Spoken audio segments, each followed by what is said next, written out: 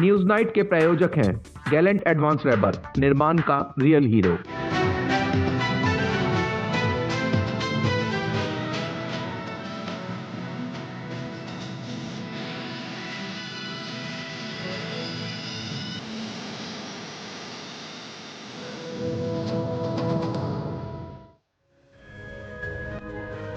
नमस्कार, news night के एक और बहुत ही खास अंक में आप सभी दर्शकों का बहुत बहुत स्वागत है।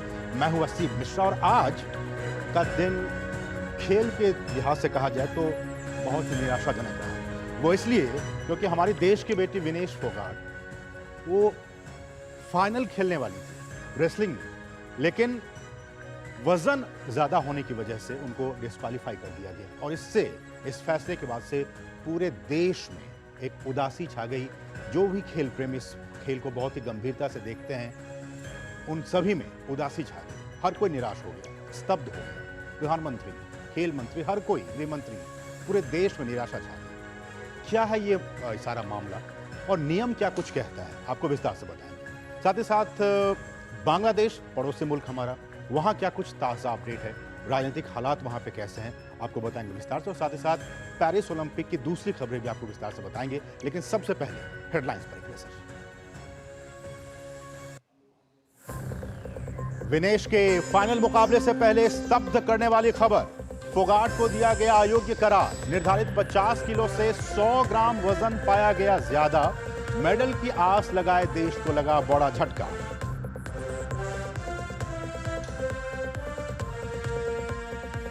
प्रधानमंत्री ने विनेश को बताया चैंपियनों में चैंपियन, कहा निराश होने की नहीं है जरूरत। आईओसी अध्यक्ष पीटी उषा से बात कर हर संभव मदद करने के दिए निर्देश। केंद्रीय खेल मंत्री ने मामले को लेकर संसद में दी जानकारी। कांग्रेस नेता सलमान खुर्शीद का विवादास्पद दुर्भाग्यपूर्ण बयान, कहा भारत में भी बन सकते हैं बांग्लादेश जैसे हालात। भाजपा नेताओं ने कहा देश को अराजकता की ओर धकेलना कांग्रेस की असली मानसिकता।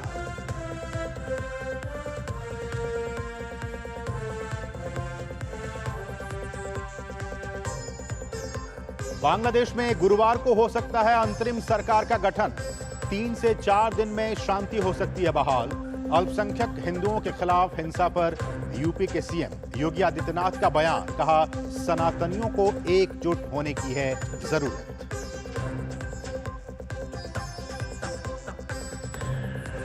बजट ऐलान पर हुआ संशोधन। वित्त मंत्री ने 23 जुलाई 2024 से पहले खरीदी गई प्रॉपर्टी बेचने पर बिना इंडेक्सेशन के 12.5% और इंडेक्सेशन के साथ 20% टैक्स का दिया विकल्प।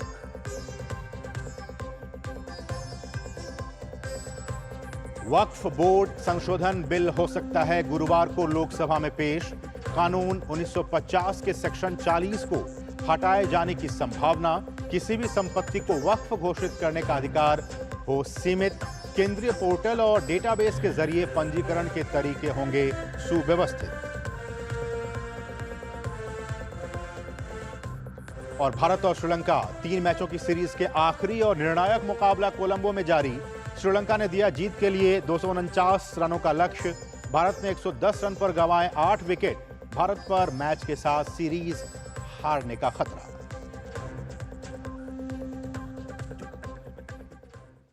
और शुरुआत आज की सबसे महत्वपूर्ण खबर के साथ। पेरिस ओलंपिक में भारत के खेल प्रेमियों को उस वक्त एक बड़ा झटका लगा जब 50 किलोग्राम महिला कुश्ती इवेंट से विनेश फोगाट को अयोग्य, डिस्क्वालीफाई घोषित कर दिया गया। फोगाट का मुकाबला अमेरिका की सारा एन हिल्डेब्रांड से गोल्ड मेडल के लिए होना था। विनेश फोगाट को ओवरवेट के चलते, उनके वजन में बढ़ोतरी के चलते, ज्यादा वजन होने के कारण डिस्क्वालीफाई कर दिया गया।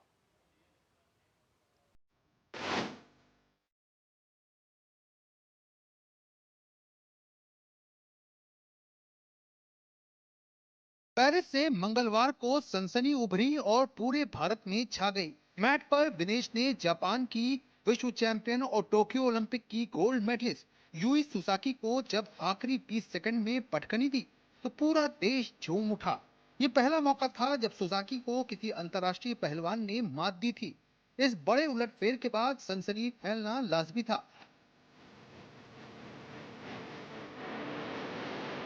क्वार्टर फाइनल में मुकाबला यूक्रेन की ओक्साना लिवाच के साथ था। विनेश के सामने वो भी टिक ना सकी।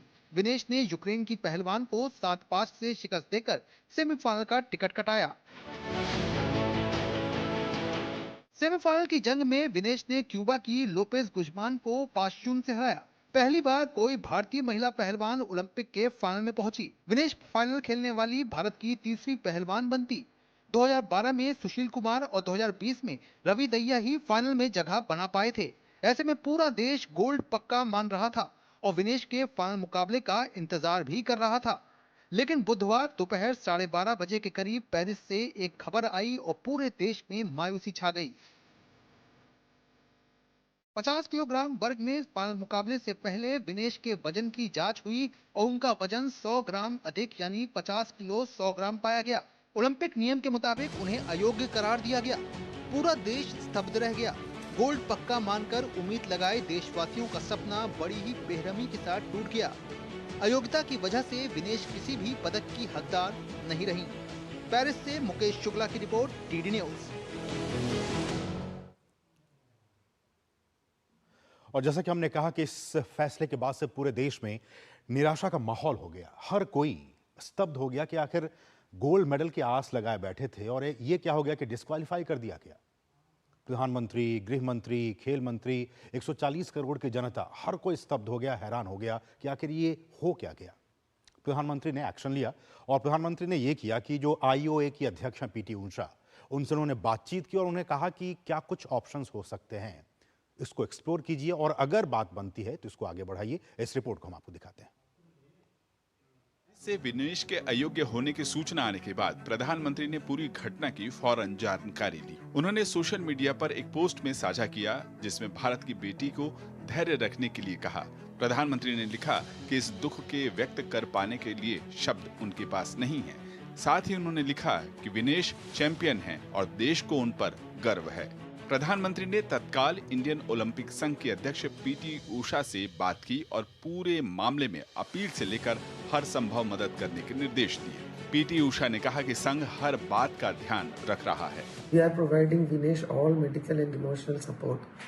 The Wrestling Federation of India has filed an appeal to UWW to consider the decision to disqualify Vinesh, and IOA is following that up in the strongest possible manner. वहीं खेल मंत्री डॉक्टर मनसुख मांडविया ने संसद के दोनों सदनों में बयान दिया। उन्होंने बताया कि विनेश फोगाट की अयोग्यता पर भारतीय ओलंपिक संघ ने अंतर्राष्ट्रीय कुश्ती संघ के समक्ष कड़ा विरोध दर्ज कराया है।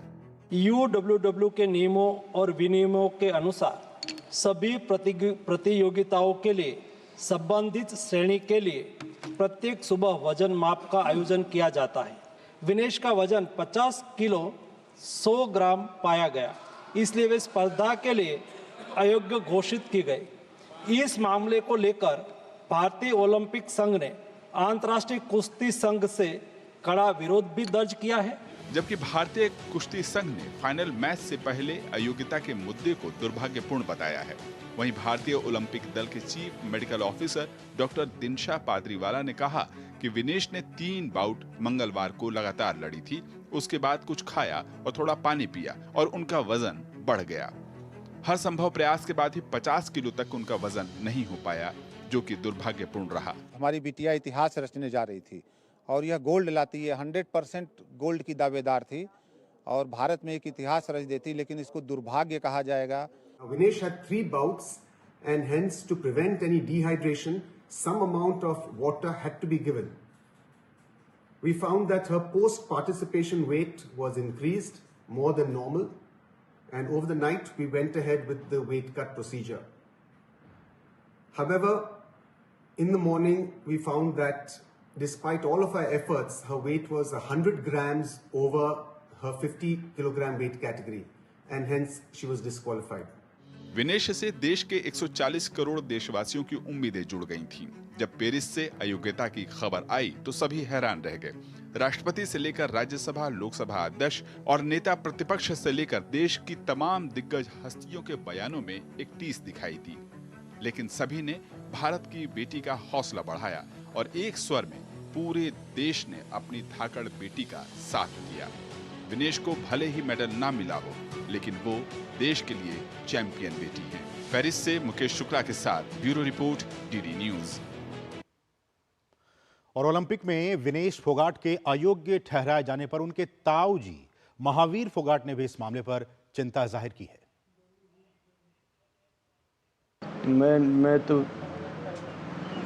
माँ बाप मेरे को तो दुख है, लेकिन सारे हिंदुस्तान को इस चीज़ का बड़ा दुख है, जिसने पूरी आस उम्मीद थी जो गोल्ड मेडल किया और वो न जी जा करके जो हो गया, तो सारे देश को दुख है। चीज़ फेडरेशन में जो वहाँ के जो अध्यक्ष हैं वही फैसला करेंगे, जो वहाँ कुश्ती लड़ा रहे सिर्फ उनके हाथ में। सब देखिए जो रूल के हिसाब जो बना रखा, क्या रूल बना रखा, छूट दे रखी है कि नहीं छोड़ते इतने वजन की, तो जो आगे जो खिला के जो हैं जो कुश्ती के जो वहाँ जो वही जो वहाँ फैसला लेंगे इसके बारे में, वो तो ना कोई सरकार कर सकती, सिर्फ वही कर सकते हैं वहाँ जो बैठे हैं जो कुश्ती लड़ा रहे हैं। कई देशवासियों में जो आस उम्मीद थी जो ये डिस्क्वालीफाई होगी, तो सबको दुख है, लेकिन मैं विश्वास देता हूँ आगे और जो मेहनत करेंगी और जो देश के लिए जो है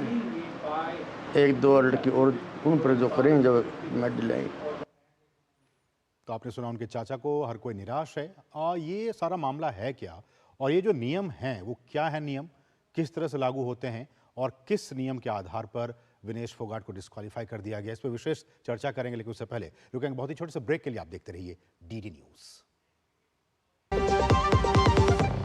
लाल रंग इसका अपार, तीखा कम है फिर भी स्वाद। बेमिसाल बेमिसाल MDH Kashmiri. MDH Kashmiri. MDH। मैं क्या जी, सब जानते हैं, जहां दिखे मारियो, अपना समझ के खा लियो। स्वाद से सबको दीवाना कर दे, दीवाना कर दे। पता का चाय, गजब का स्वाद। 605।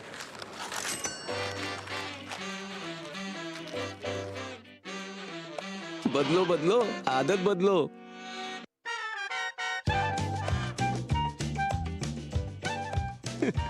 बदलो बदलो, आदत बदलो। अब नजदीकी बैंक जाकर फटे पुराने नोट्स बदलिए।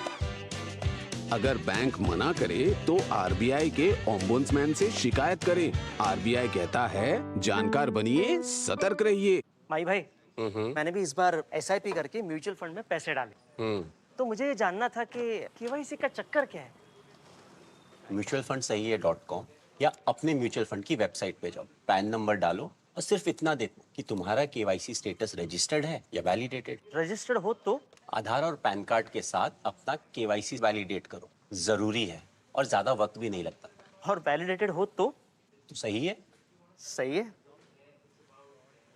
म्यूचुअल फंड निवेश बाजार जोखिमों के अधीन है। योजना से जुड़े सभी दस्तावेजों को ध्यान से पढ़ें। अब आया असली स्वाद। अब आया स्वाद। जब स्वाद के पड़े हो लाले, तो MDH का चंकी चाट मसाला डालें। MDH का चंकी चाट मसाला। MDH।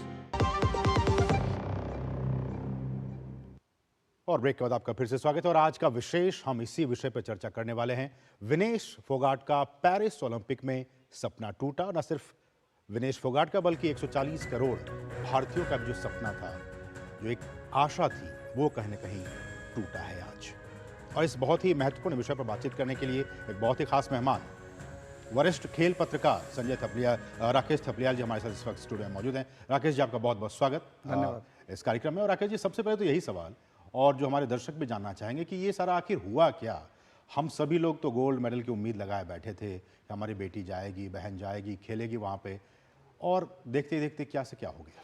बिल्कुल, देखिए सब लोग थे कि भाई आज रात को उनका फाइनल मुकाबला होना था और पूरे स्वर्ण पदक की पूरी उम्मीद थी, क्योंकि ऐसे धमाकेदार ढंग से आज तक कोई भी हमारा पहलवान ओलंपिक की कुश्ती के फाइनल में नहीं पहुंचा था। अब महिला पहलवान छोड़ दीजिए, पुरुष पहलवान भी इतने धमाकेदार ढंग से, एनर्जी के साथ ऐसी ज़बरदस्त जीत, और मतलब सबको इतना बड़ा सेटबैक हुआ सुबह जैसे ही ये खबर पता चली है। और कहीं ना कहीं मुझे लगता है कि ये थोड़ी सी मिसकैलकुलेशन हो गई।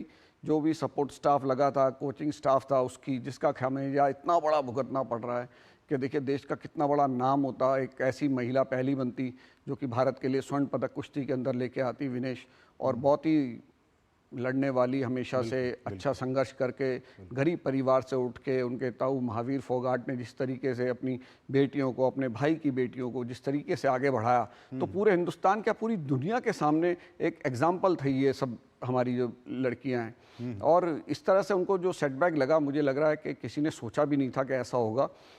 और आपको मैं बताऊं कि बड़ा इंटरेस्टिंग बात है कि पहले रेसलिंग के मुकाबले एक ही दिन में हुआ करते थे ओलंपिक्स के अंदर।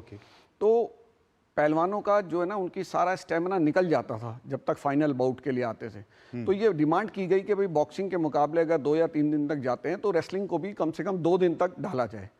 तो ये 2 दिन तक डाल दिया गया। अब इसमें क्या हुआ, 2 दिन में जो नियम ये कहता है कि दोनों दिन जो है ना वजन होंगे। तो पहले दिन वजन तो इन्होंने क्लियर किया 50 किलो का। उसके बाद थोड़ा सा क्लियर करते हुए कि किस भार वर्ग के लिए खेल रही थी ये, देखिए ये 50 किलो के वजन वर्ग में थी और 50 किलो इनका वजन था जब पहले दिन किया गया इनका वजन। लेकिन जब फाइनल के लिए आज इन्हें उतरना था तो आज सुबह दोबारा वजन हुआ, तो दोबारा वजन में इनका 100 किलोग्राम ज्यादा आ गया। होता क्या है कि जब पहले वजन हो जाता है आपका, फिर उसके बाद आप जैसे जैसे बाउट लड़ते हैं तो आपकी एक ऊर्जा वहां पे नष्ट होती है।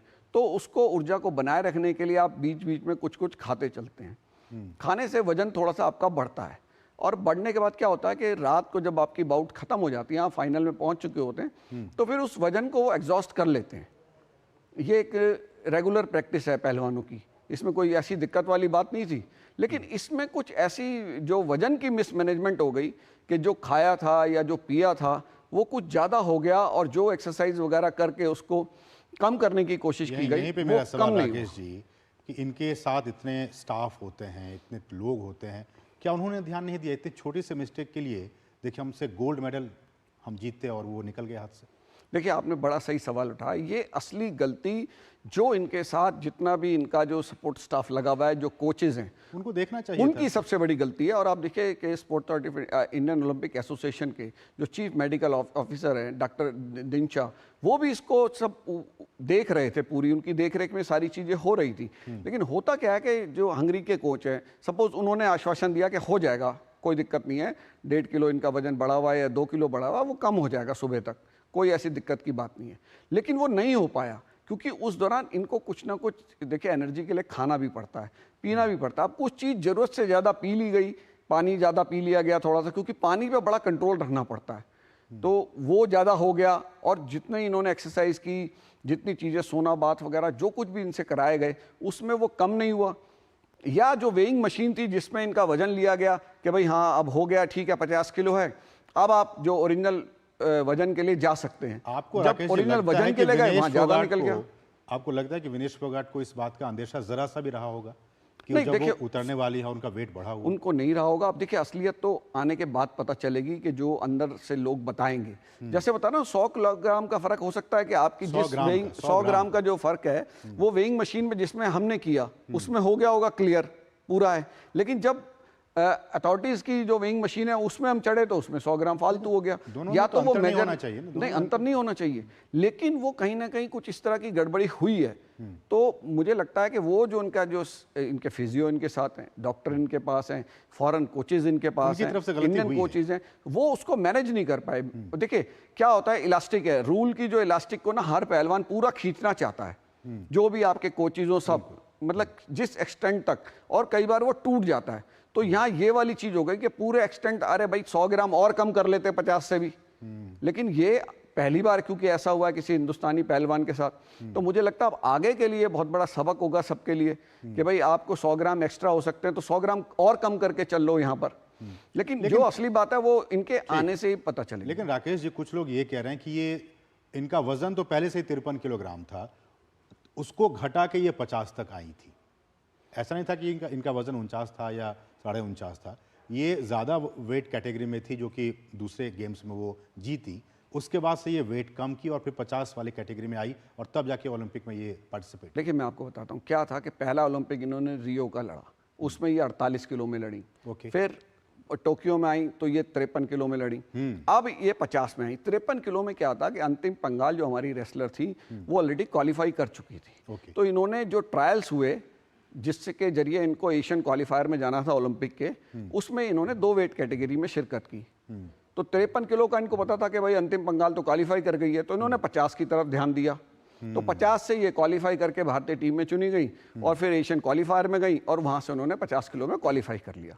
तो ये ऐसा नहीं है कि ये ओवरनाइट हुआ है वजन कम करने का काम, या इनका 53 किलो पहुंच जाता होगा। भाई एक दिन पहले तो 50 ही था ना इनका वजन, तो उस 50 के वजन को ये मेंटेन करते हैं हर पहलवानों चाहे बॉक्सर। इसमें भी राकेश जी कुछ लोग ये भी कह रहे हैं कि एक दिन पहले ही तो वो जीती है, उस वक्त तो वजन का कोई मसला नहीं था, कोई इशू नहीं था। नहीं, जैसे मैंने आपको बताया ना, ये नियम ये कहता है कि पहले दिन वजन होगा, उसमें आधे घंटे का टाइम मिलता है। अगर आपका वजन कुछ ज़्यादा भी है कुछ है तो भाई आधे घंटे में आप उसको मैनेज कर लो। आधे घंटे में वो कैसे मैनेज कर? नहीं, वो मैनेज हो जाता है। देखिए 150 ग्राम जो ऊपर नीचे होता है ना, उसको वो क्या करते हैं उसी टाइम एक्सरसाइज करके रिगरस एक्सरसाइज करते हैं, सोना बाथ वगैरह लेते हैं तो उससे कम कर लेते हैं। ये पहलवानों की आदत होती है, क्योंकि जब पहलवान देखिए जब जाएंगे ना ओलंपिक्स में तो इनका वजन हो सकता है 51-52 किलो, लेकिन वो वहां पर जब कुछ दिन रहते हैं तो उसको कम करते चलते हैं। जैसे नज़दीक दिन आते हैं आपकी बाउट के, तो आपको पता है कि हमारा वजन होना है, तो आप उसको मेंटेन कर लेते हैं रात को कि भाई सुबह हमारा वजन होगा, तो उसको रात को मेंटेन कर लेते हैं। ये एक रेगुलर प्रैक्टिस है, बॉक्सर्स के साथ भी है, पहलवानों के साथ भी है। तो ये उनको सब पता। लेकिन इसमें क्या रूल है कि दोनों दिन होंगे, दोनों दिन वेट। हाँ, अगर जो फाइनल में पहुंचेगा या ब्रोंज मेडल की बाउट में जाएगा तो उसको अगले दिन भी वजन होगा। मैं आपको एक किस्सा बताता हूँ कि कभी जब कुश्ती के दंगल होते थे तो एक बार क्या हुआ, एक पहलवान जीत गया। अब जीतने के बाद उस पहलवान ने क्या करा कि खुशी में, अब वो थका हुआ था भाई, पसीना बहुत छूटता था मिट्टी की कुश्ती में, तो उसने एक जग से लिया और पानी पी लिया खूब सारा, एक जग पानी पी लिया। तो उसका जो अपोनेंट पहलवान था, उसका कोच इस चीज़ को देख रहा था। उस कोच ने तुरंत प्रोटेस्ट किया कि भाई इसका वजन ज़्यादा है, इसका वजन कराओ। उसका वजन कराया गया तो वो निर्धारित वजन से ज़्यादा निकल गया, तो उसको हारा हुआ डिक्लेयर कर दिया गया।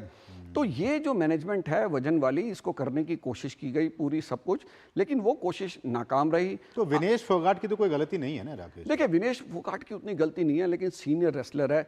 अब उनके कोचेस के बीच में क्या बातचीत हुई, कई बार होता है डिहाइड्रेशन इतना ज़्यादा होता है कि बिना पानी पिए काम नहीं चलेगा, भाई थोड़ा तो मैं पी ही लेती हूँ। कई बार खिलाड़ी भी इस चीज़ को बोल देता है, कई बार खिलाड़ी कोचेस की या दूसरों की जो निर्देश होते हैं उनका पालन नहीं करता।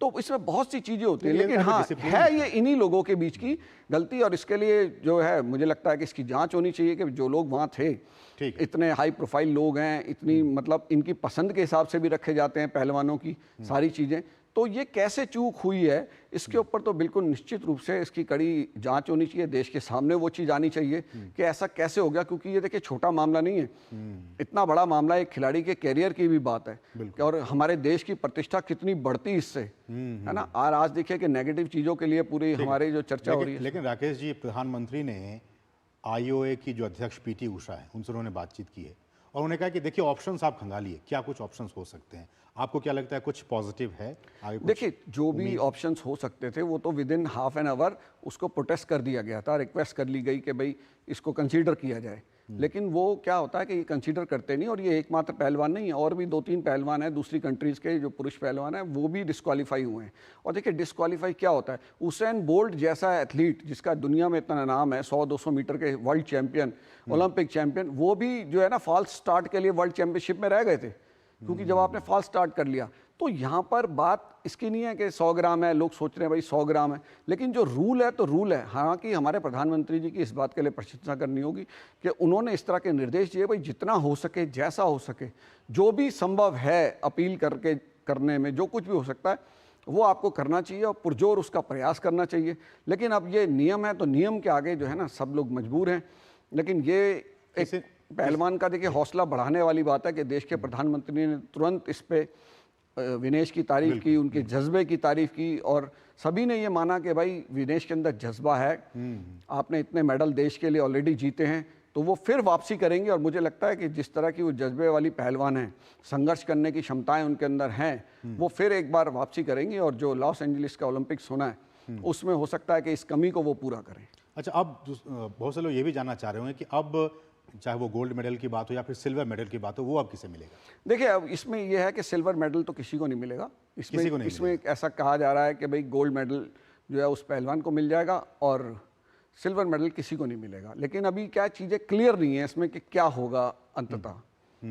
ऐसे में जैसा कि आपने कहा कि और प्रधानमंत्री ने भी बात की पीटी उषा से, ऑप्शंस क्या कुछ हो सकते हैं। आपने कहा कि आधे घंटे के अंदर ही वो सारी चीज़ें हो जानी हुई भी, लेकिन उसको आप कैसे कंसीडर किया जाए। लेकिन आपको क्या लगता है कि आने वाले दिनों में, भविष्य में खिलाड़ी को भी और उनके जो कोचेज हैं, जो सपोर्टिंग स्टाफ हैं, इससे क्या कुछ सबक सीखने की ज़रूरत है? देखिए, सबक सबसे बड़ा इसका यही है कि आपको, क्योंकि एक बहुत बड़ा झटका लगा, बहुत बड़ा झटका है और इस चीज़ की तरफ पूरा ध्यान देना चाहिए। जो टीम के साथ मैनेजर जाते हैं, ये उनकी भी जिम्मेवारी बनती थी।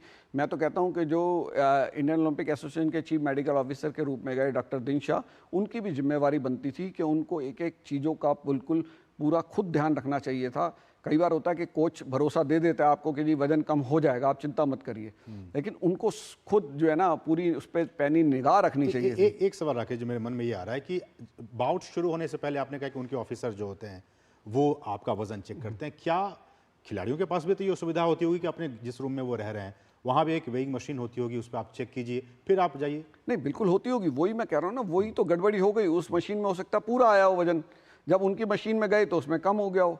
तो आप मशीन को भी दोष दे रहे हैं कि हो सकता है मशीन में भी। ये क्योंकि देखिए ये ऐसी गलती है, इसको जल्दी से कोई करेगा नहीं। इसको ये सब चेकिंग हुई होगी, पूरी सारी चीजें हुई होंगी। हो सकता है अब 1 घंटे पहले वजन लिया हो, उसके बाद पानी पी लिया, या क्या चीज आई है, मतलब उस मशीन में हो सकता है कि 200 ग्राम कम आया हो 50 किलो से, तो ये सोचा हो कि चल भाई थोड़ा पानी पी लेगी तब भी कोई फर्क नहीं पड़ेगा। तो वो अब वो सारी चीजें जब वो विनेश से बात होगी या उनके सपोर्ट स्टाफ के लोग जो क्लोजली उनको देख रहे थे, वो बताएंगे ना कि असली चीज कहाँ हुई। इस पे हो सकता है दोषारोपण भी हो, लेकिन इसकी मुझे लगता है इंडियन ओलंपिक एसोसिएशन को इसकी जांच करानी चाहिए कि भाई ये गलती हुई कहाँ, और भविष्य के लिए आपको बतौर मैनेजर, बतौर कोच या कोई भी सपोर्ट स्टाफ ऐसा रखना चाहिए जो पूरी जिम्मेवारी से करे। भाई देश का एक इतना बड़ा मेडल चला गया, एक बेटी का मेडल यहाँ चला गया, ओलंपिक का गोल्ड, ओलंपिक में पहुंचना इतना मुश्किल है।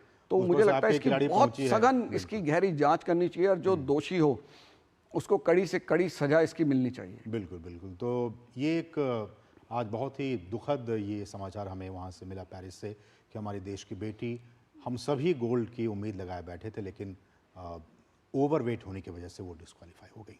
लेकिन सवाल यही कि क्या जो सपोर्टिंग स्टाफ थे उन्होंने नहीं दिया, ध्यान नहीं दिया, और क्या इसके लिए जो जिम्मेदार लोग हैं उनके खिलाफ किस तरह की कार्रवाई होनी चाहिए, इस पर सबकी निगाहें बनी होंगी। फिलहाल राकेश जी, आपका बहुत बहुत शुक्रिया हमारे साथ इस कार्यक्रम में जुड़ने के लिए और इन चीज़ों को बहुत ही विस्तार से हमारे दर्शकों को समझाने के लिए। बढ़ेंगे आगे, यहाँ रुकेंगे एक बहुत ही छोटे से ब्रेक के लिए। आप देखते रहिए डीडी न्यूज़। दादी के हाथों का जादू और खुशबू से महकता घर। MDH गरम मसाला, असली मसालों से भरा हूँ मैं, क्योंकि हर रिश्ता है स्वाद से जुड़ा।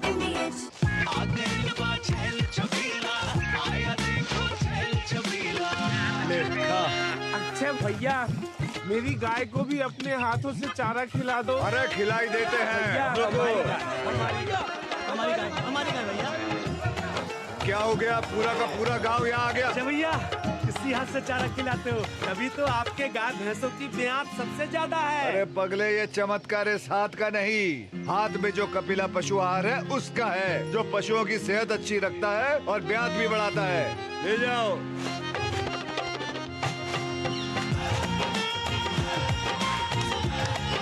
कपिला, देश का नंबर 1 पशु आहार। बात जब पीढ़ियों के लिए बनने वाले घर की हो तो जिम्मेदारी बड़ी हो जाती है। गैलेंट समझता है ये जिम्मेदारी। अब डबल M रिब्स के साथ गैलेंट एडवांस TMT रीबार, निर्माण का रियल हीरो। सुरक्षा की गारंटी हर चीज में जरूरी है, चाहे वो मुश्किल स्टंट हो या अच्छी फसल। इसलिए ले आइए IIL के ट्रैक्टर ब्रांड का शिनबा, जो देता है सुंडी और ट्रिप से सुरक्षा की गारंटी। राशि की स्कूल फीस, घर का किराया, कितनी जिम्मेदारियां हैं सर पे। तुम तो टर्म लाइफ इंश्योरेंस लिए बिना ही चलेगा। पॉलिसी बाजार पे 1 करोड़ का टर्म लाइफ इंश्योरेंस सिर्फ 470 रुपए महीने से शुरू। मुथूट फाइनेंस, इंडिया का number 1 most trusted financial services brand. तो गोल्ड लोन के लिए कॉल करें 1-800-313-1212। शादी का किचन महके जहाँ, गोल्डी किचन किंग मसाले हो वहाँ। गोल्डी लाए हैं फ्रेश लॉक टेक्नोलॉजी, जो रखे मसालों को हर समय फ्रेश। और ब्रेक के बाद आपका फिर से स्वागत है। और अब खबर बांग्लादेश से, उससे जुड़ी हुई खबर है कि एक पड़ोसी देश होने के नाते भारत के लिए बांग्लादेश के बिगड़े हालात खास चिंता के सबब हैं। और इस सब के बीच कांग्रेस नेता सलमान खुर्शीद का कहना है कि ऐसी स्थिति भारत में भी हो सकती है। किस तरह के बयान है आप समझ सकते हैं कि वो कह रहे हैं कि ऐसी स्थिति भारत में भी हो सकती है। उन्होंने मंगलवार को चेतावनी दी कि बांग्लादेश जैसे हिंसक विरोध प्रदर्शन भारत में भी हो सकते हैं, भले ही अभी सब कुछ सामान्य दिख रहा हो।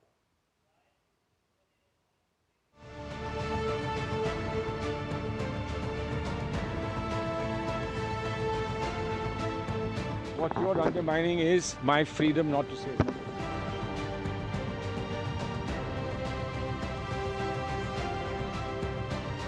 पड़ोसी देश बांग्लादेश में जो हुआ और जो हो रहा है वैसा होने की इच्छा करना या अंदेशा करना भी दुनिया के सबसे बड़े भारतीय लोकतंत्र की मजबूत परंपरा पर एक कड़ा प्रहार है। लेकिन दुर्भाग्य है कि देश की सबसे पुरानी पार्टी और लंबे समय तक सत्ता में रही कांग्रेस के कई नेताओं का खेदजनक बयान सामने आ रहा है, जिनमें कानून मंत्री रहे सलमान खुर्शीद भी शामिल हैं।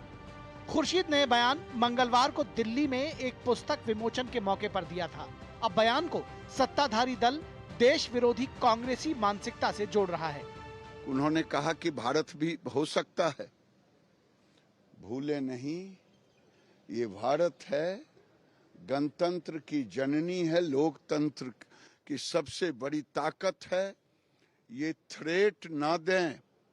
मैं जानता हूं कि राहुल गांधी के इशारे पर ही आज सलमान खुर्शीद ने देश को चेताने का काम किया है, लेकिन भूले नहीं सलमान खुर्शीद साहब, राहुल गांधी इस देश में जब जब कोई औरंगजेब बनने की कोशिश किया है तो महाराणा प्रताप भी आए। किस प्रकार की सोच कांग्रेस पार्टी की है, आज मुझे याद आता है जब पार्लियामेंट में खड़े होकर राहुल गांधी कहते थे कि इस देश में आग लगेगा, इस देश में दंगे होंगे, इस देश में प्रधानमंत्री जी के ऊपर हमला होगा।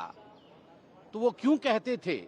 और जब विदेश यात्रा में राहुल गांधी जाते थे और कई लोगों से चोरी चुपके विदेश में जाकर मिलते थे और भारत के खिलाफ वहां कह के आते थे, तो आज मालूम पड़ रहा है आखिरकार मंशा क्या थी। जबकि केंद्र सरकार ने बांग्लादेश के हालात पर सर्वदलीय बैठक बुलाकर स्थिति स्पष्ट की थी। संसद में विदेश मंत्री ने बयान दिया जिसका एक सुर में विपक्षी दलों ने समर्थन किया, लेकिन सलमान खुर्शीद और कांग्रेस के कुछ नेताओं का अनर्गल बयान पार्टी की फजीहत करा रहा है। In my view, that the Bangladesh people need. What we want is stability and calm as soon as possible. कुछ राजनीतिक विशेषज्ञ इस तरह के बयान को कांग्रेस की आदत में शामिल होना बता रहे हैं। जानकार मानते हैं कि कभी नेता प्रतिपक्ष राहुल गांधी तो कभी सैम पित्रोदा तो कभी सलमान खुर्शीद देश के लोकतंत्र, मजबूत संस्कृति और परंपरा को लेकर विरोधी बयान देते रहते हैं, जो कि दोहरी मानसिकता का स्पष्ट उदाहरण है। जबकि देश की सुरक्षा, संस्कृति, लोकतांत्रिक मूल्यों और संसदीय परंपरा को सियासत से दूर रखने की जरूरत है। Bureau report, DD news. और बांग्लादेश में गुरुवार को अंतरिम सरकार का गठन होने की पूरी उम्मीद है और इस सबके बीच भारत के कई नेताओं और संस्थाओं ने हिंदू अल्पसंख्यकों पर हो रहे अत्याचार, हिंसा की भर्त्सना की है। वहीं भारतीय विमानन कंपनियों ने ढाका की हवाई सेवाएं बहाल कर दी हैं।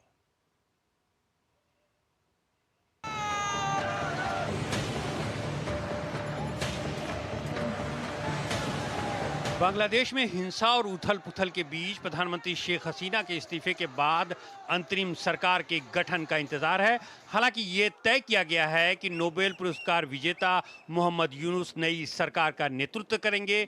यूनुस पेरिस से ढाका के लिए रवाना हो गए हैं। यूनुस ने अपने एक लिखित बयान में छात्रों से शांति बनाए रखने की अपील की है। उन्होंने देश को चेतावनी देते हुए कहा है कि हिंसा का रास्ता विनाश की ओर ले जाएगा। हाँ, मैं अपने घर वापस जाने और यह देखने के लिए उत्सुक हूँ कि वहाँ क्या हो रहा है और इससे बाहर निकलने के लिए हम खुद को तैयार करेंगे। इस बीच सेना प्रमुख ने कहा है कि स्थिति में तेजी से सुधार हो रहा है और 3 से 4 दिन में सामान्य होने की उम्मीद है। उन्होंने कहा कि पुलिस बल को बहाल करने के लिए काम किया जा रहा है। सेना प्रमुख ने कहा कि अंतरिम सरकार गुरुवार देर रात तक शपथ ले सकती है। वहीं मंगलवार को रिहा हुई मुख्य विपक्षी नेता खालिदा जिया ने लोगों को संबोधित किया। उनकी पार्टी बीएनपी ने 3 महीने के भीतर चुनाव कराने की मांग की है। विरोध प्रदर्शनों और व्यापक हिंसा के कारण बंद हुई कपड़ा फैक्ट्रियां बुधवार को फिर से खुल गईं। वहीं सुरक्षा आशंकाओं के मद्देनजर पुलिस कर्मियों के हड़ताल पर चले जाने के बाद छात्र ढाका की सड़कों पर ट्रैफिक की व्यवस्था संभालते हुए दिखाई दे रहे हैं। इस बीच संयुक्त राष्ट्र ने बांग्लादेश हिंसा की स्वतंत्र, निष्पक्ष और पारदर्शी जांच की अपील की है।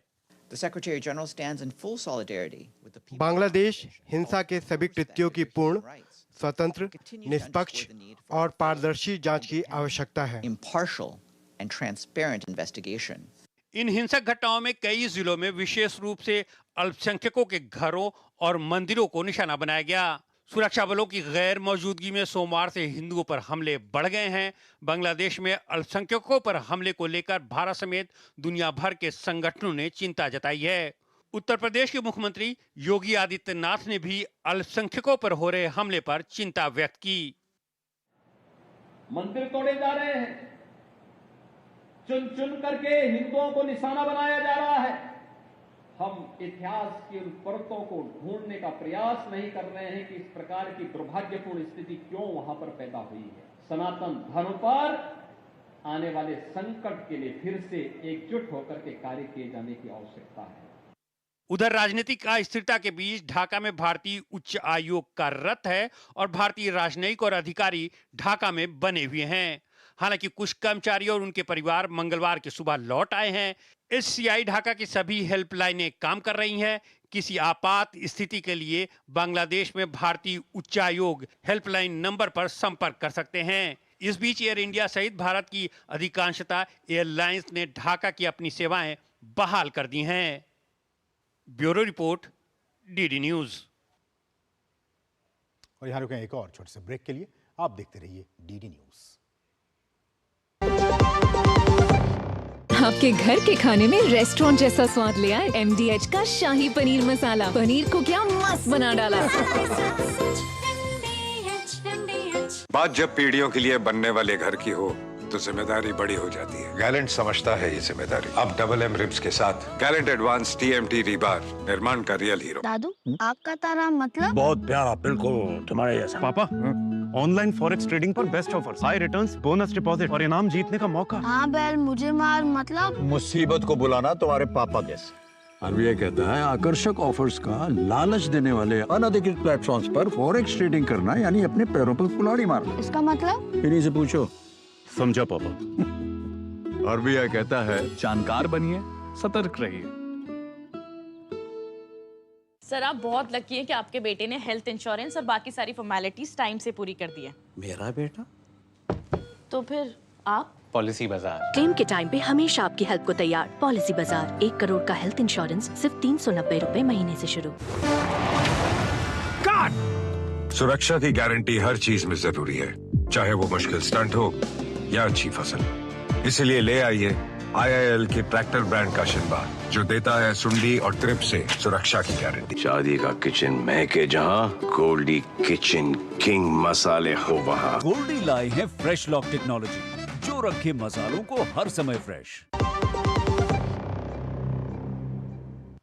और ब्रेक के बाद आपका फिर से स्वागत है। कुछ दूसरी अहम खबरें। लोकसभा ने आज वित्त विधेयक 2024 को मंजूरी दे दी है। लोकसभा में 2 दिनों तक विधेयक पर हुई चर्चा और वित्त मंत्री निर्मला सीतारमण के जवाब के बाद वित्त विधेयक 2024 को ध्वनि मत से स्वीकृति प्रदान की गई। वित्त विधेयक में कराधान और सरकारी खर्च से जुड़े अलग अलग प्रस्ताव शामिल हैं। वित्त मंत्री निर्मला सीतारमण द्वारा पेश किए गए कई आधिकारिक संशोधनों को स्वीकार करने और विपक्ष द्वारा प्रस्तावित संशोधनों को खारिज करने के बाद वित्त विधेयक को लोकसभा से पारित किया गया। वित्त विधेयक के लोकसभा से पास होने के साथ ही सरकार का बजट से जुड़ा संसदीय काम भी पूरा हो गया है। इससे पहले लोकसभा ने वित्तीय वर्ष के बजट में विभिन्न मंत्रालयों और विभागों के लिए प्रस्तावित अनुदानों की मांगों और उनसे संबंधित विनियोग विधेयक को गिलोटिन के माध्यम से मंजूरी दी थी। और वहीं लोकसभा में वित्त मंत्री निर्मला सीतारमण ने वित्त विधेयक पर जवाब देते हुए कहा कि घर बेचने पर पुराने टैक्स प्रावधान के विकल्प के लिए जो संशोधन लाया गया है वो समय के हिसाब से ही लाया गया है। It was no revenue consideration for which we removed the indexation provision. We wanted to bring in simplification. We wanted to treat all assets equal, all asset class equal, and therefore we brought it in. But if people are clear that indexation is what they want, we've now given that option as well. So there is no revenue consideration or greed for more money to earn from people who have invested in their house. It is only to simplify that we brought that in. और वित्त मंत्री निर्मला सीतारमण ने कहा कि petrol diesel की बढ़ती कीमतों पर विपक्ष राजनीति कर रही है। Honorable Prime Minister, both in November 21 and June 22, reduced the excise duty on petrol and diesel. But I would like to highlight that in November 21 and May 22, 13 rupees per litre was reduced on petrol and 16 rupees per litre was reduced on diesel, both the times put together. And while petrol and diesel prices were cut by 2 rupees per litre across the country, even in March 2024. और वित्त मंत्री निर्मला सीतारमण ने कहा कि health जीवन बीमा पर tax GST आने से पहले से ही थी, लेकिन विपक्ष इस पर सवाल उठा रहा है। मेडिकल इंश्योरेंस के ऊपर जीएसटी आने से पहले से हर स्टेट में प्री जीएसटी टैक्स लगता था। ये नया विषय आज नहीं आया है और जीएसटी पैदा होने के बाद नहीं आया, हर स्टेट में था पहले। आज आकर इधर प्रदर्शनी करने वाले हर एक से मैं पूछ रही हूं, आपके स्टेट में पहले बात की है क्या? उसको हटाओ, नहीं किए। और आज दोनों सदनों में विधायी कामकाज हुआ। कथित तौर पर एनसीईआरटी की किताब से संविधान की प्रस्तावना हटाए जाने के मुद्दे को विपक्ष ने उठाया। वहीं सत्ता पक्ष ने कहा कि विपक्ष भ्रामक मुद्दे को उठा रहा है। किताबों से प्रस्तावना नहीं हटाई गई है और ना ही कोई प्रावधान है। मौजूदा सत्र में संसद के दोनों सदनों में जमकर कामकाज देखने को मिल रहा है। राज्यसभा में बुधवार को नेता विपक्ष मल्लिकार्जुन खड़गे ने एनसीईआरटी की किताबों से कथित तौर पर संविधान की प्रस्तावना हटाए जाने का मुद्दा उठाया। इस दौरान सत्ता पक्ष और विपक्ष के बीच तकरार भी देखने को मिली। टेक्स्ट बुक्स में संविधान का प्रियम्बल अब तक प्रिंट हुआ करता था। पहले प्रियम्बल हमारे संविधान की आत्मा है। ये हमारे संविधान और लोकतंत्र का फाउंडेशन प्रिंसिपल्स जैसे जस्टिस, लिबर्टी, इक्वालिटी, फ्रेटर्निटी और इनके वैल्यूज को दर्शाता है। नेता सदन जेपी नड्डा ने पलटवार करते हुए कहा कि कांग्रेस पार्टी के नेता को कोई भी बात उठाने से पहले उसके सोर्स का ध्यान रखना चाहिए कि वो जानकारी कहां से मिली। देखने में, सुनने में और पढ़ने में नहीं, किस सोर्स से आया है उस सोर्स को रखना चाहिए। और सोर्स, सभापति जी, कभी भी अखबार की कतरने नहीं होती हैं। सोर्स ओरिजिनल टेक्स्ट बुक होता है। प्रियम्बल के साथ छेड़छाड़ करने का सवाल ही नहीं उठता। वो अक्षरशः word by word, letter by letter, this government under the dynamic leadership of Modi ji is committed. सदन के बाहर संसद भवन परिसर में केंद्रीय मंत्री धर्मेंद्र प्रधान ने भी कहा कि नेता विपक्ष ने शून्यकाल के दौरान जो बात कही है वो तथ्यों से परे है। पाठ्य पुस्तक 6वीं क्लास की आ चुकी है। सारे किताबों में संविधान की preamble, fundamental duties, fundamental rights, national anthem, सारे विषयों को पिछले दिनों में जितने किताबों में रहते थे उससे ज्यादा किताबों में रखा गया है। कांग्रेस पार्टी अपने हताश के कारण, जिन्होंने संविधान को सबसे ज्यादा तोड़ने का, मरोड़ने का, नीचा दिखाने का काम किया है, ये झूठ और भ्रांति फैलाने के काम पे लगे हैं। वहीं लोकसभा और राज्यसभा में प्रश्नकाल के दौरान कई अहम सवालों के उत्तर भी संबंधित मंत्रियों की तरफ से दिए गए। 10 साल पहले मात्र 311 करोड़ रुपए का इन्वेस्टमेंट होता था छत्तीसगढ़ स्टेट के लिए। वो आज प्रधानमंत्री श्री नरेंद्र मोदी जी 6,922 करोड़ यानी 22 गुना ज़्यादा इन्वेस्टमेंट आज दे रहे हैं। और रिजल्ट भी उसका दिखाई दे रहा है माननीय अध्यक्ष जी। पहले मात्र 6.5 किलोमीटर साल में, पूरे साल में, आज 100 किलोमीटर पर ईयर यानी पहले से 15 गुना ज़्यादा काम हो रहा है। उधर राज्यसभा में दोपहर बाद विनियोग विधेयक और जम्मू कश्मीर विनियोग विधेयक पर चर्चा शुरू की गई।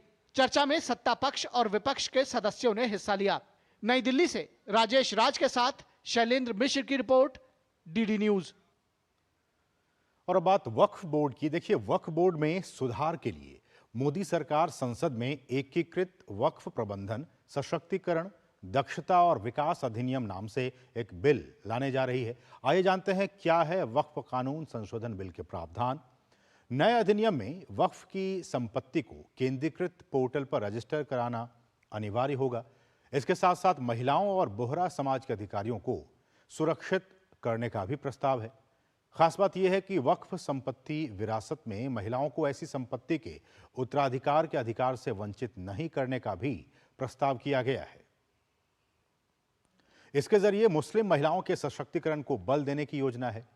नए कानून में वक्फ की संपत्तियों का सर्वे भी किया जाएगा। नए प्रावधान के तहत केंद्रीय वक्फ परिषद और राज्य वक्फ बोर्ड मुस्लिम महिलाओं और गैर मुसलमानों का प्रतिनिधित्व भी बोर्ड में सुनिश्चित करेंगे। सच्चर कमेटी ने अपनी सिफारिश में बोर्ड से जुड़ी संपत्तियों के साथ साथ उनके राजस्व की मैपिंग की भी बात कही थी। सच्चर कमेटी के मुताबिक बोर्ड के पास देश में रेलवे और डिफेंस के बाद सबसे अधिक जमीन है, लेकिन इसके मुकाबले आने वाला राजस्व काफी कम है। बोर्ड में मुस्लिम समुदायों के बीच शिया, सुन्नी, बोहरा, आगा खानी और अन्य पिछड़े वर्गों का प्रतिनिधित्व होगा। नए विधेयक में प्रावधान है कि बोर्ड अब ये तय करने का एकमात्र प्राधिकारी नहीं होगा कि कोई संपत्ति वास्तव में वक्फ संपत्ति है या फिर नहीं। विधेयक में वक्फ की गतिविधियों पर बेहतर नियंत्रण के लिए केंद्रीय पोर्टल के माध्यम से खातों को दाखिल करने का प्रावधान करने का भी इसमें प्रस्ताव किया गया है।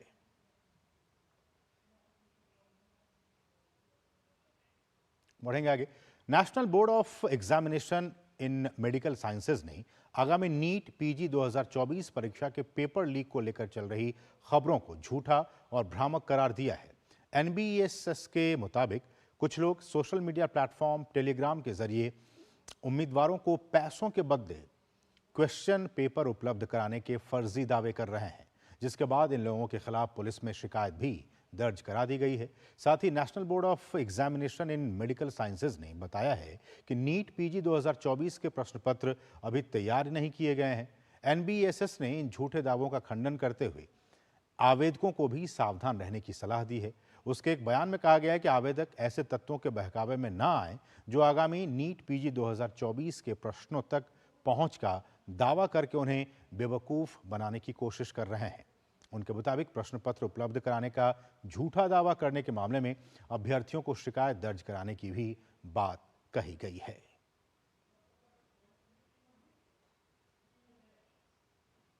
रुकें एक और छोटे से ब्रेक के लिए। आप देखते रहिए डीडी न्यूज। लाल रंग इसका अपार, तीखा कम है फिर भी स्वाद। बेमिसाल बेमिसाल MDH Kashmiri. MDH Kashmiri. MDH। Muthoot finance से गोल्ड लोन लेते हुए कोई डाउट नहीं है, क्योंकि यहाँ है पूरी ट्रांसपेरेंसी, 100% भरोसा और सुरक्षा। तभी तो मुथूट फाइनेंस है भरोसा इंडिया का। तो गोल्ड लोन लेने के लिए कॉल करें 1-800-313-1212। बात जब पीढ़ियों के लिए बनने वाले घर की हो तो जिम्मेदारी बड़ी हो जाती है। गैलेंट समझता है ये जिम्मेदारी। अब डबल M रिब्स के साथ गैलेंट एडवांस TMT रीबार, निर्माण का रियल हीरो। सुरक्षा की गारंटी हर चीज में जरूरी है, चाहे वो मुश्किल स्टंट हो या अच्छी फसल।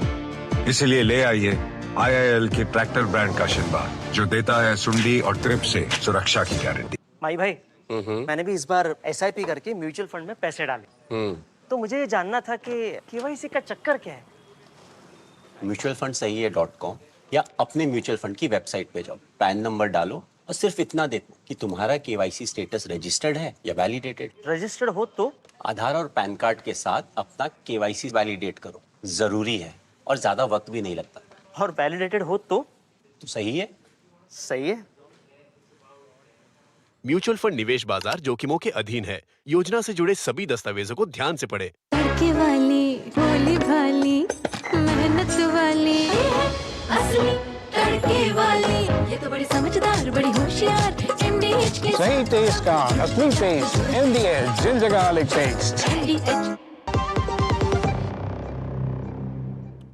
और ब्रेक के बाद आपका फिर से स्वागत है। राष्ट्रपति द्रौपदी मुर्मू अपनी 3 देशों की यात्रा के दूसरे चरण में बुधवार को न्यूजीलैंड की राजधानी ऑकलैंड पहुंची।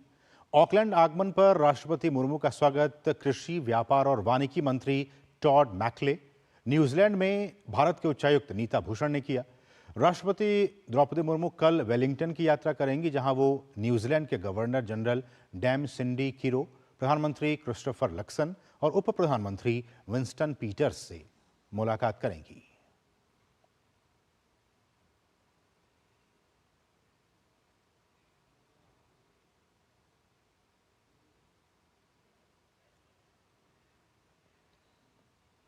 खबर नेपाल से है। नेपाल में नुवाकोट जिले के शिवपुरी इलाके में एक हेलीकॉप्टर दुर्घटनाग्रस्त हो गया। स्थानीय मीडिया के रिपोर्ट के मुताबिक हेलीकॉप्टर काठमांडू से रवाना हुआ था और सयाब्रुफेंसी जा रहा था। इस दुर्घटना में पायलट समेत कुल 5 लोगों की मौत हो गई, जिनमें से 4 चीनी नागरिक थे।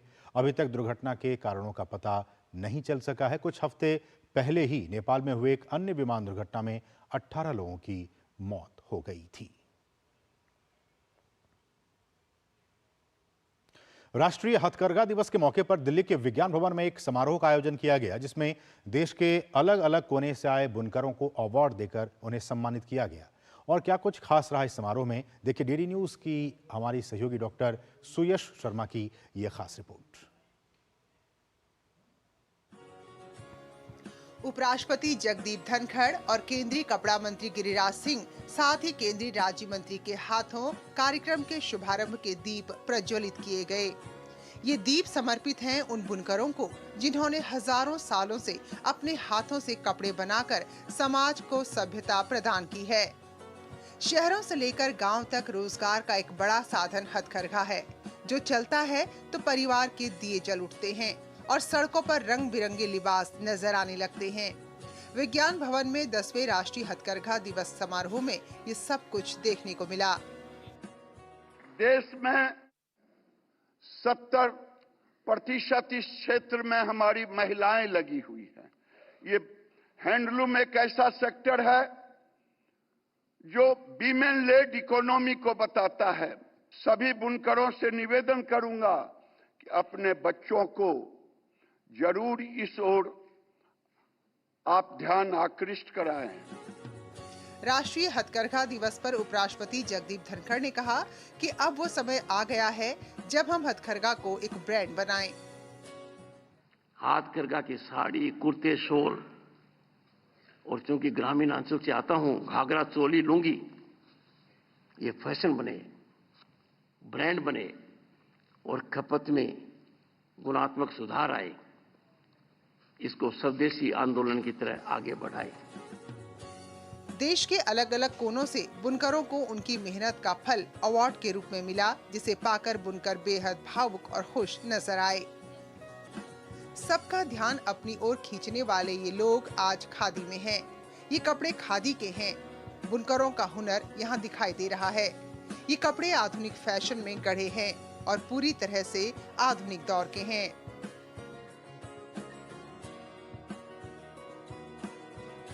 बुनकरों के द्वारा तैयार किए गए खादी के वस्त्रों को पहनकर जब बहनें रैंप पर उतरी तो उन्हें देखकर एक बात का तो यकीन एक बार फिर हो गया कि हम भारतीय जो चाहे वो कर सकते हैं। अपनी संस्कृति, अपनी सभ्यता का हाथ छोड़े बिना भी विश्व के फैशन पटल पर अपनी सफलता का परचम लहरा सकते हैं। कैमरा पर्सन उत्तम के साथ मैं डॉक्टर सुयश शर्मा, डीडी न्यूज़, दिल्ली। और न्यूज़ नाइट के आखिर में देश की कुछ और दूसरी हम खबरें फटाफट अंदाज में देखिए और हमें दीजिए अनुमति। नमस्कार। दिल्ली हाईकोर्ट के आदेश के बाद सीबीआई ने बुधवार को कोचिंग सेंटर में हुई सिविल सेवा परीक्षा के 3 उम्मीदवारों की मौत मामले की जांच अपने हाथों में ले ली। दिल्ली पुलिस ने भी जांच से जुड़े सभी दस्तावेज सीबीआई को सौंपे। 2 अगस्त को कोर्ट ने सीबीआई को राउज आईएएस के मालिक अभिषेक गुप्ता के खिलाफ जांच के दिए थे आदेश। सिरसा के जगमाल वाली डेरे में विवाद के चलते हरियाणा सरकार ने एहतियातन सिरसा जिले में गुरुवार मध्य रात्रि तक मोबाइल इंटरनेट और बल्क एसएमएस सेवाएं अस्थायी रूप से निलंबित की। निर्वाचन आयोग ने राज्यसभा की 12 रिक्त सीटों के लिए अधिसूचना जारी की। चुनाव 3 सितंबर को होंगे। नामांकन वापस लेने की अंतिम तारीख 26 और 27 अगस्त है। हैदराबाद में टीपीसीसी महिला मोर्चा ने तेलंगाना कांग्रेस कार्यालय पर विरोध प्रदर्शन किया। केंद्र सरकार से महिला आरक्षण लागू करने की मांग की।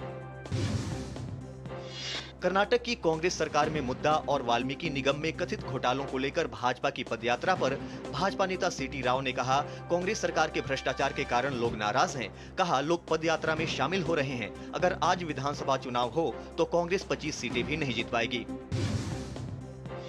केरल के भूस्खलन प्रभावित वायनाड क्षेत्र में भारतीय वायुसेना और राज्य प्रशासन द्वारा चलाया जा रहा राहत बचाव अभियान लगातार 9वें दिन भी जारी है।